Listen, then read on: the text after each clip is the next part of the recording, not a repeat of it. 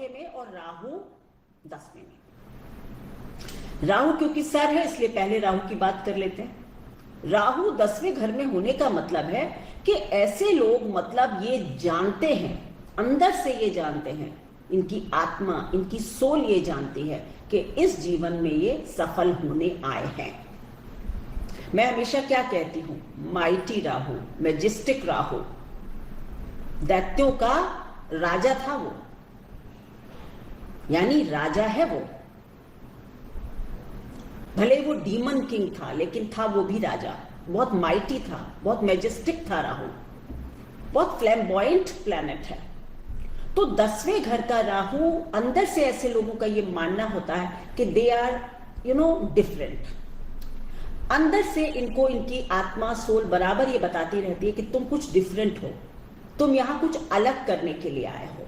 इनको बचपन में, शुरू में हमेशा ये लगता रहता है कि कुछ मेरी गोट, मतलब जो है ना, कुछ मेरे पासे जो हैं वो सही नहीं पढ़ पा रहे हैं, लेकिन आई नो कि एक दिन मैं इस गेम को जीत लूंगा, I will play well. As I said कि राहु कांस्टेंट डिजायर देता है बढ़ने की, बेहतर करने की, अपने को अमर करने की। कहां अमर करेंगे खुद को?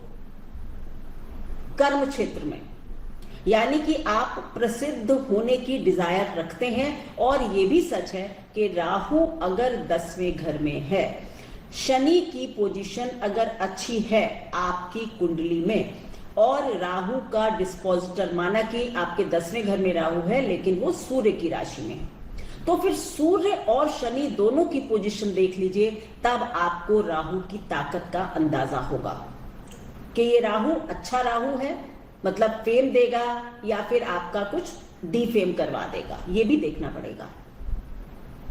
एक ही ग्रह अच्छे और बुरे दोनों रिजल्ट देता है, ये मैं हमेशा समझा देती हूं आप लोगों को। सो राहु आपकी मतलब एक डिजायर है कुछ अनकन्वेंशनल काम करने की, मतलब यहां कुछ तो मैं ऐसा कर जाऊंगा इस जीवन में कि लोग मुझे याद करेंगे। ऐसी भावना राहु जिसका 10वें घर में है उसकी होती है, और उसको पाने के लिए, मतलब सफलता को पाने के लिए ऐसे लोग बहुत मेहनत करते हैं। मतलब they really work very hard to achieve success, to achieve fame. मतलब अनथक, जिसको अथक कहते हैं ना, कि मतलब थकते नहीं है, परिश्रम करते जाते हैं, because Rahu is never satisfied. और ये भी सच है कि जब वो एक सफलता पा लेते हैं तो वो तुरंत दूसरे के लिए बढ़ जाते हैं, क्योंकि राहु के पास रुकने का काम नहीं है, ठहरने का काम नहीं है। दिमाग कभी रुकता है? कभी नहीं। तो मतलब स्टेप बाय स्टेप, तभी मैंने कहा कि हमारी इच्छाएं जिस तरह से कभी नहीं मरती, उसी तरह से राहु कभी नहीं मरता। और राहु अमर हो गया है हमारी इच्छा के रूप में, हमारी डिजायर की फॉर्म में। और जिसकी इच्छा मर जाती है तो वो तो फिर मोक्ष पा जाएगा। पर अगर वो इस दुनिया में है, if you are living in this world, माया मतलब मृत्यु लोक में है, तो राहु से नहीं बच सकते हैं। यहां पर यह भी हो सकता है कि आप अपने मतलब पिताजी का काम देखें, पिताजी का भी हो सकता है कि कर्म कुछ अनकन्वेंशनल रहा हो, या कभी कभी आपकी ये भी डिजायर होगी कि मैं पिताजी जैसा बन जाऊं, पिताजी से कुछ सीख लूं। अब अगर इसमें 10th लॉर्ड, यानी जो इसका डिस्पोजिटर होगा, उसकी स्थिति अच्छी नहीं होगी, या उसका वो मित्र शत्रु का कुछ चक्कर होगा, तो फिर आपके पिता से रिलेशंस खराब भी हो सकते हैं। बट अगर अच्छा है और प्लेसमेंट भी अच्छा है तो आपके ऊपर पिता का भी काफी इन्फ्लुएंस होगा। और आपके पिता भी मतलब रैग्स टू रिचेस का सफर तय किया हो, ऐसा हो सकता है। या आपके फोर फादर्स ने कुछ काम किया हो बहुत अलग हटकर समाज में, और आप वैसा ही कुछ करना चाहें, ऐसा भी हो सकता है। पर आप जो है एक मतलब भूख लेकर, वांट लेकर पैदा हुए हैं कि भाई मैक्सिमम टाइम मुझको कहाँ लगाना है, अपने कर्म क्षेत्र में। अच्छा, अब क्या होता है कि क्योंकि केतु जो इसका काउंटर पार्ट है, और आपका जो मतलब जो सुख आप ऑलरेडी ले चुके हैं, वो क्या है, वो घर का सुख, प्लेजर्स आप ऑलरेडी ले चुके हैं। घर में आपने ऑलरेडी जीवन में पिछले जन्मों में बहुत समय दिया है। घर की सुख शांति, कारें, बंगले आप सब पा चुके हैं। तो इस जीवन में अगर आप बहुत राहु मेहनत करवाता है, आप ये सब पा भी लेते हैं, मतलब when you are being successful तो क्या होगा, आपके पास गाड़ी बंगला सब आएगा, लेकिन आपको वहां पर बहुत सेटिस्फैक्शन नहीं होता। मतलब वो आपके लिए थोड़ा सा, मतलब आप वर्क बहुत कर रहे हैं, लेकिन आपके जो वो अचीवमेंट्स हैं जो कि एसेट्स की फॉर्म में हैं, उनको आप कभी बहुत रेलिश नहीं करते, कभी बहुत इंजॉय नहीं करते। हमेशा आप बाहर बाहर ही रहना चाहते हैं, क्योंकि आपकी आत्मा ने डिसाइड किया था कि इस बार तो बाहर जाकर ही कुछ करना है। घर के लिए मैंने बहुत कर लिया, already I have done a lot. ठीक है, सो केतु जो है वो, केतु भी अनकन्वेंशनल प्लैनेट है। अब चौथे घर में अगर केतु है तो क्या करेगा? चौथे घर में केतु है तो आपकी मां जो है वो किसी बहुत अनकन्वेंशनल पेशे में हो सकती है। जी हाँ, आपकी मां कुछ ऐसा काम करती हो जो कि आम महिलाएं नहीं करती।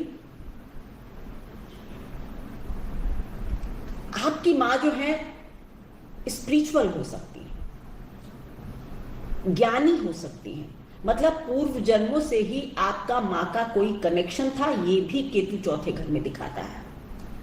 और ये भी सच है क्योंकि मां के साथ आपका कार्मिक कनेक्शन होता है। अगर केतु चौथे घर में है तो निश्चित रूप से आपका मां के साथ कार्मिक कनेक्शन है। अब कार्मिक अच्छा या बुरा दोनों हो सकते हैं। केतु की पोजीशन जैसे मैंने बताई वैसे जज करेंगे आप। तो अगर अच्छा कार्मिक कनेक्शन है तो आप अपनी मां के लिए कुछ भी करने को तैयार होते हैं, मतलब you love your mother the most, या आपकी जिंदगी में मां से इंपॉर्टेंट हिस्सा कोई नहीं रखता, और उसके लिए आप किसी भी लेवल पर सैक्रिफाइस करने को तैयार होते हैं, क्योंकि कार्मिक एग्जॉशन करना है ना, मां का कुछ देना बाकी है तो आप देते रहते हैं, भरते रहते हैं मां का अकाउंट।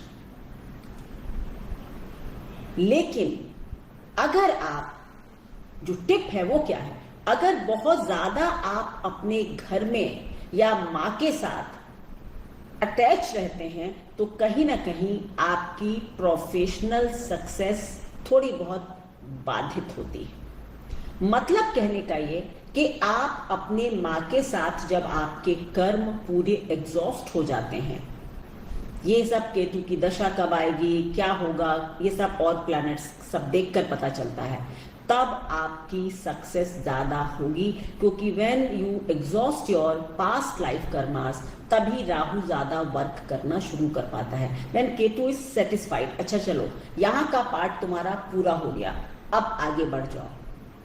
तो इस तरह से आपकी, इसमें यह नहीं है कि माँ आपकी ग्रोथ में बाधा डाल रही है, नहीं। कर्म जब तक आपके माँ को लेकर, अपनी जन्मभूमि को लेकर, परिवार को लेकर, जब तक आप पूरा, वही बात आ गई, बैलेंस बनाना है वर्क लाइफ और प्रोफेशनल लाइफ में।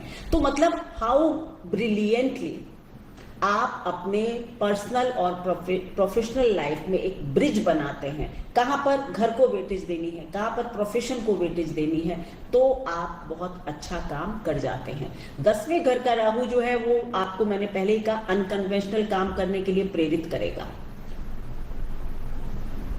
पर राहु क्योंकि एक बहुत फास्ट मूविंग प्लैनेट है, तो कोई भी ऐसी चीज जो टेक्नोलॉजी से रिलेटेड है, आजकल के समय में आर्टिफिशियल इंटेलिजेंस भी राहु का एरिया है। ये जो भी क्या बोलते हैं आप उसको, जो गेम वगैरह बनाते हैं, गेम बनाने वाले लोग, कंप्यूटर पे जो खेले जाते हैं, वो भी राहु का एरिया है।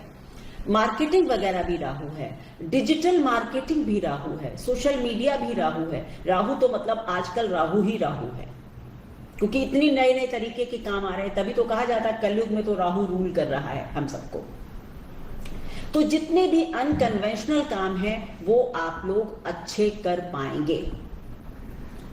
और आपके घर का जो माहौल है, अगर केतु चौथे घर में है तो आपके घर का माहौल जो है वो काफी, मतलब अनकन्वेंशनल तो होता है, क्योंकि आपकी मदर बहुत कन्वेंशनल नहीं है, लेकिन फिर भी मतलब वो बहुत वर्चुअस या स्पिरिचुअल होते हुए अनकन्वेंशनल है। मे बी आपके मदर की स्पिरिचुअलिटी पर थॉट अनकन्वेंशनल हो, लाइक दैट। सो एक कंटेम्प्रेरी और ऑर्थोडॉक्स की मिक्सचर जो है वो केतु होता है, और राहु 100% कंटेम्परेरी। तो इस तरह के चीजें आपको देखने, अगर केतु की स्थिति अच्छी नहीं है, चौथे घर के मालिक की स्थिति अच्छी नहीं है, तो फिर ये एसेट्स वगैरह बिकवा सकता है, गाड़ी से चोट चपेट लगवा सकता है। बट अगर फोर्थ लॉर्ड की स्थिति अच्छी है, जिस साइन में वो बैठा हुआ है, या फिर चंद्रमा की स्थिति भी अच्छी है, तो भी केतु अच्छे फल दे देगा। इस एक्सिस का निचोड़ क्या निकला कि वर्क और पर्सनल लाइफ में बैलेंस बनाइए। कब कहाँ क्या चुनना है ये आप ढूंढें, समझें अपनी लाइफ में, तभी आप मनचाही सक्सेस, डिजायर, या आप ये कह सकते हैं कि आप अपना पर्पस ऑफ लाइफ अचीव कर पाएंगे। ये थी मेरी एनालिसिस चौथे और 10वें घर में राहु केतु की एक्सिस का परिणाम, karmic connection. Thank you friends, आप लोग मेरे वीडियो